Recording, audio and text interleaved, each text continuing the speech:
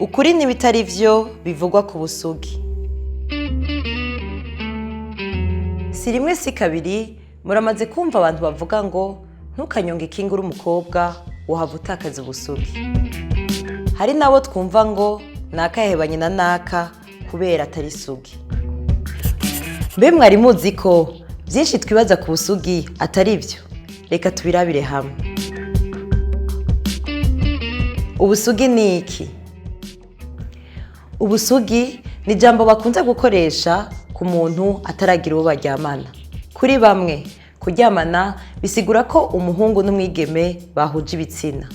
Ariko ku bandi hari ibindi bikorwa bitandukanye nko gukoranako, kwibonanya n'ibindi bafata nko kuryamana naho ataguhuza ibitsina kuba kwabaye. Bivuga ko atansiguro ihurizwako na bose kwijambo ubusugi, ahubwo ko bivana n'imico n'ukwemera kw'abantu. Ubusugi n'ince ni ibintu bibiri bitandukanye. Kenshi na kenshi ijambo ubusugi riritiranwa n'ince, yamara ni ibintu bibiri bitandukanye. Ince ni agace k'umubiri gakweguka gafise imikonyo gaherereye kuri santimetero 1 canke 2 uvuye ku bwinjiriro bw'igitsina c'umwigeme. Mu gihe c'imibonano mpuzabitsina naho ryo bari rya mbere ntikavako nk'uko benshi bavyibaza, ahubwo karakweguka kandi ntigateye kumwe ku bigeme bose. Umwigeme abwirizwa kuva amaraso agize imibonano irya mbere.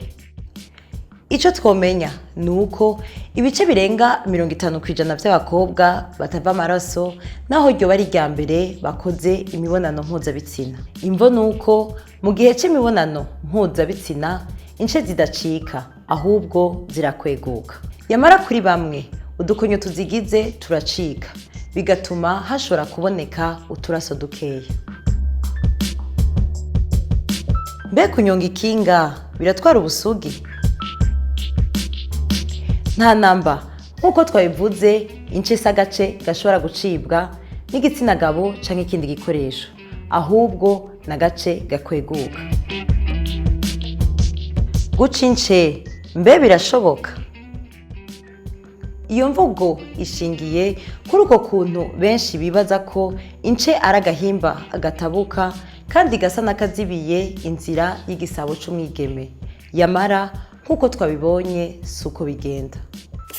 Mu gihe naho habaye ikibazo co gushobora gukora imibonano mpuzabitsina, umuganga niwe ashobora gusuzuma akaraba nimba ince arizo ntambamyi by'ukuri.